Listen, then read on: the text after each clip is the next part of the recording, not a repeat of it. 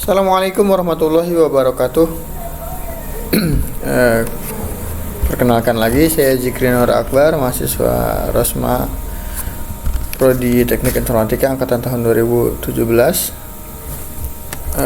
Video kali ini akan membahas atau mereview project yang sudah saya buat, ya, aplikasi berbasis web untuk memenuhi tugas daripada mata kuliah pemrograman web lanjut,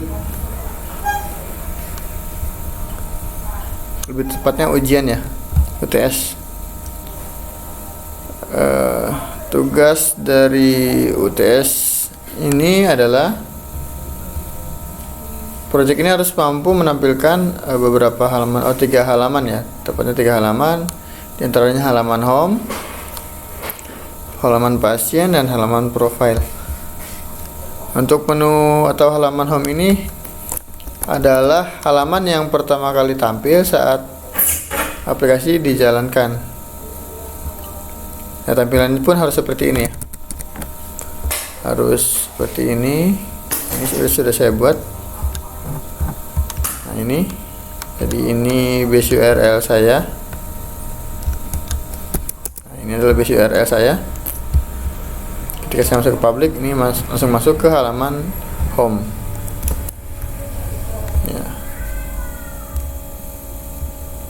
ya, sesuai dengan instruksi ini muncul di tampilan awal ketika web dibuka, ya. Oke, berikutnya adalah halaman pasien atau menu pasien. Halaman ini harus menampilkan data pasien, dan juga harus bisa membuat sistem CRUD, yaitu create, read, update, dan delete. Nah, di sini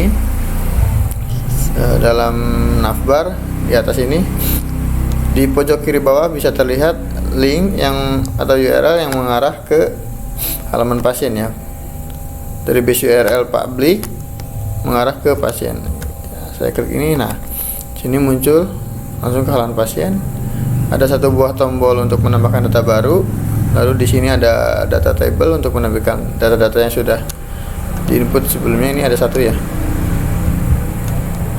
Data table ini akan menampilkan data dari database yang nantinya data itu akan disimpan setelah kita menginputkan data ini.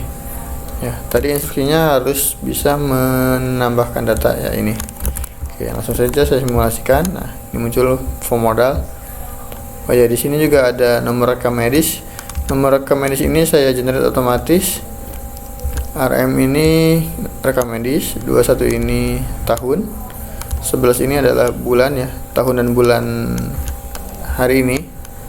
Lalu 2 ini adalah 002, ya, 3 digit terakhir adalah nomor urut daripada nomor rekam medis. Karena di sini sudah ada 1, maka angka berikutnya adalah 2. Dan jika 2 ini sudah diinput, maka nomor berikutnya adalah 3, dan seterusnya. Oke, saya simulasikan input data. Zikri Nur Akbar, ya. Nomor KTP. Nah, ini saya asal aja. Jenis kelamin, jenis kelamin, agama, dan status pernikahan ini saya menggunakan select, ya, sehingga tampilannya drop down seperti ini. Lalu jenis kelamin, pilihan jenis kelaminnya ini saya disable supaya tidak bisa dipilih, karena ini hanya sebagai placeholder, ya. Ini kelamin ini laki-laki, ya. Lalu golongan darah saya O, saya muslim, dan ini nomor telepon saya. Alamat saya Mas, ya. Lebih tepatnya sih sebelum Galumas, ya, di Bebatuan, tapi karena orang tahunya Galumas, ya, saya pura-puranya Galumas dah. Status saya sudah menikah. Pekerjaan saya juga disebut karyawan, belum karyawan, swasta saja, swasta. Nah, riwayat ini mungkin ini saya cek di struktur tabelnya, ini ada riwayat, kan, ya. Riwayat ini mungkin maksudnya kondisi pasien saat datang ke klinik, ya. Riwayat pusing. Nah, pura-pura saja. Nama ayah, ini namanya saya. Ya.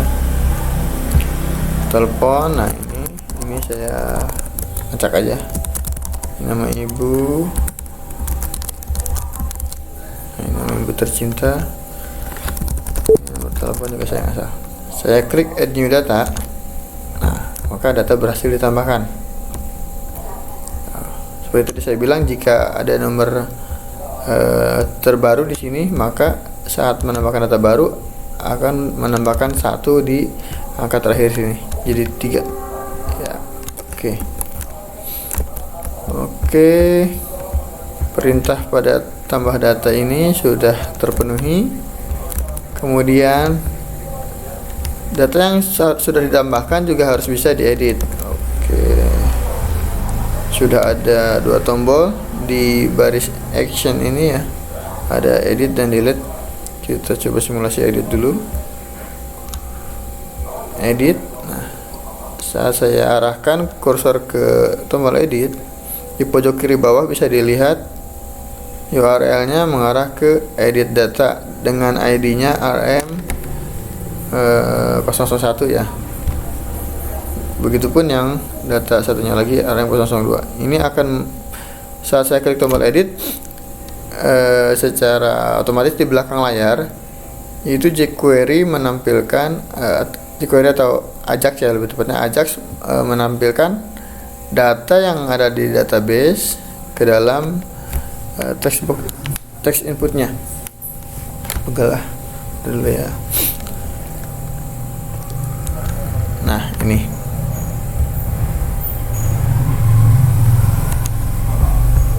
sintaksnya ini ya. Terjemahnya mungkin seperti ini kurang lebih ya.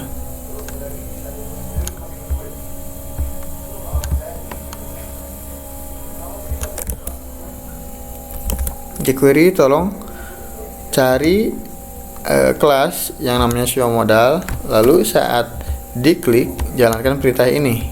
Nah, show modal ini saya buka halaman pasien ya. Saya show modal. Nah, ini show modal. Jadi show modal itu ada di sini bareng sama tombol edit. Nah, di dalam kelas dalam href ada kelas show modal. Nah, lalu jika diklik judul modalnya, nah judul modal tuh ini ya. Judul modal tuh ini. jQuery tolong carikan saya kelas show modal. Lalu ketika diklik jalankan fungsi ini, perintah ini. Judul modalnya diganti dengan menjadi data pasien ya. Awalnya kan ini kalau diklik ini formnya hanya satu ya. Untuk menambahkan data dan edit data ini hanya menggunakan satu modal, tidak menggunakan 2 modal. Ketika diklik ini new, maka judulnya di sini tambah data pasien.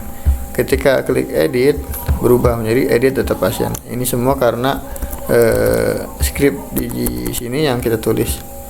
Lalu modal footernya, carikan kelas modal footer yang tipenya button ya. Ini maksudnya apa tadi? Tadi itu modal footer ya, kelas modal footer. Modal footer. Nah, ini kelasnya modal footer yang tipenya button. Nah, tapi kan buttonnya ada 2 di sini. Oh, satu ya, satunya lagi submit. Tipenya button. Carikan saya modal kelas modal footer, yaitu kelasnya button juga. Ya, kelasnya button yang tipenya submit ya, yang tipenya submit. Nah, ini. Dan rubah HTML-nya, judulnya menjadi update data. Jadi saat ini kalau klik tombol tambah, ini kan add new data, tapi kalau diklik edit berubah jadi update data. begitu kira-kira. Lalu jalankan, cari lagi modal body form, modal body form.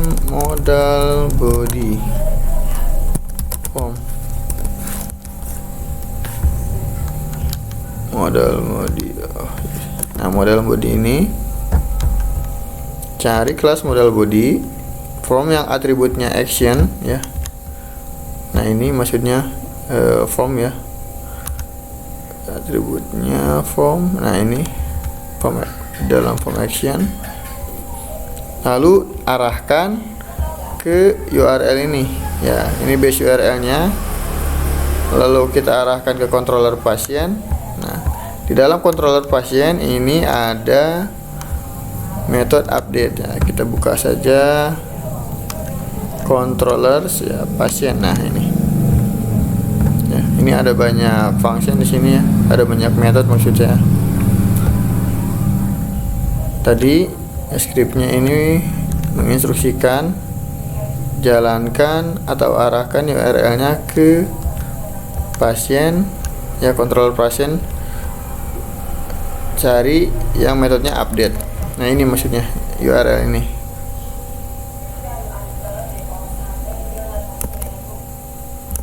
Bukan ding, sorry.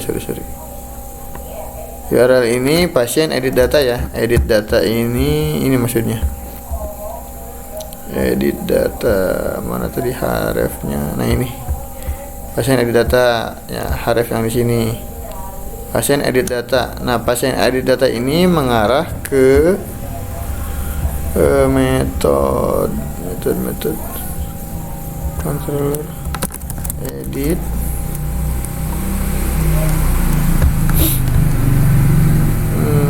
model pasien edit data. Nah, ini edit data pasien edit data.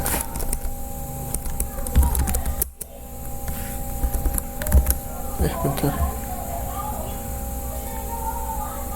pasien edit data, edit data.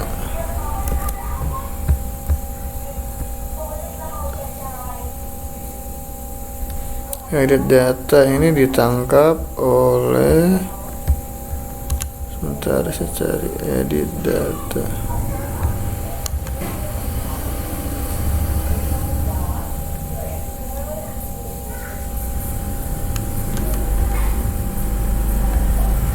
Oh, bukan. Ini nih. Jadi di sini di href ini hanya mengambil ID-nya saja. Ya. Sini ada variabel cons nomor rekam medis ya, yang tadi. Sebenarnya URL-nya itu yang dipakai ini. Yang dipakai buat eksekusi menampilkan data dari database untuk diedit. Ini. Ya, controller pasien, lalu metodenya get ubah. Nah, ini ya. Nah, dari get ubah ini memanggil atau melihat model yang namanya pasien model. Di dalam pasien model ini ada function get pasien by ID. Nah, ini ditangkap nomor rekam medisnya. Tadi dikirim di sini, nomor rekam medisnya ditangkap di sini, ya. Lalu di query di sini.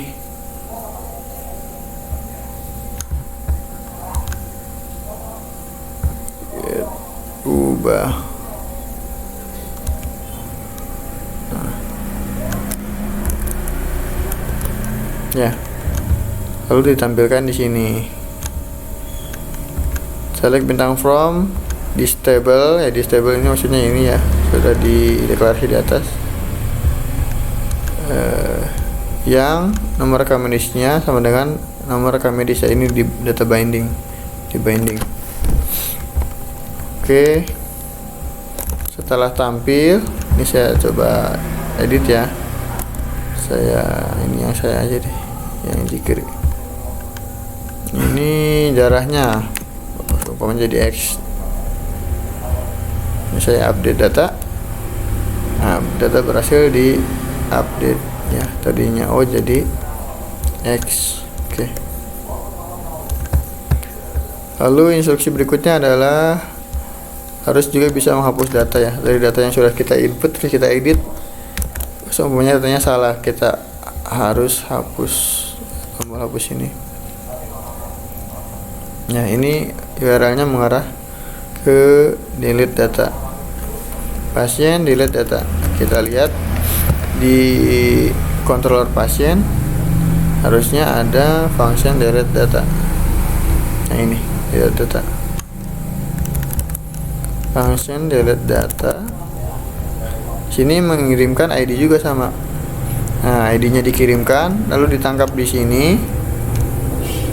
Ya. Lalu sini memanggil model ya, pasien modelnya dipanggil. Lalu dalam modelnya menjalankan perintah delete data pasien. Cari delete data pasiennya ini. Ya, query-nya simple, delete dari tabel pasien yang nomor rekam medisnya sama dengan nomor rekam medis. Oke, kita langsung hapus.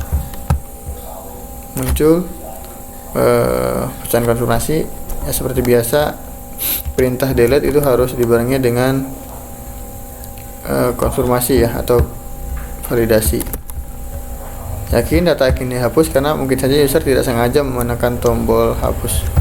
Oke, saya klik OK, maka muncul notifikasi berhasil dihapus, dan datanya hilang dari database, juga hilang dari data table di sini. Oke. Instruksi berikutnya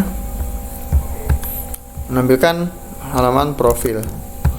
Nah, saya sudah punya satu halaman yang mengarah, satu navbar yang mengarah, satu menu yang mengarah ke profil ini ya. Munculkan identitas mahasiswa, alamat, tanggal lahir, dan sebagainya. Ya, ini saya desain sederhana. Nama saya Zikri Nur Akbar. Ini adalah NIM saya. Saya lahir di Karawang 3 Agustus tahun 1994. Dan status saya sudah menikah. Lalu hobi saya adalah bermusik. Dan alamat saya ada di sini, Jalan Muhammad Natin ya, Sukaharja. Ini kita lihat, bisa lihat lebih besar lagi.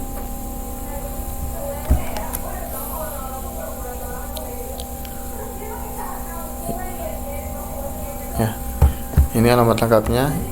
Ini kalau kita lihat di Google Maps, nah ini persis, ini adalah gang yang mau masuk ke rumah saya di sini. Oke. Yang terakhir, ini adalah struktur tabelnya. Kita perlihatkan ya. Nama tabelnya ini nama database-nya ini UTS web lanjut, web UTS web LING. Tabelnya pasien, nah strukturnya seperti ini. Ya, nomor rekam medis ya, sebagai primary key-nya dengan value-nya itu 6, tapi di sini saya tambah 9 karena tadi saya menambahkan alfabet ya, alfanum, RM, bulan, tahun, dan nomor urut. Jadi saya tambahkan jadi 9. Sisanya nama pasien, nomor identitas, sampai ke telepon keluarga ini saya buat sama persis seperti yang diperintahkan pada soal. Oke. Sekian saja video dari saya. Mohon maaf apabila ada salah kata, karena prinsipnya saya masih belajar.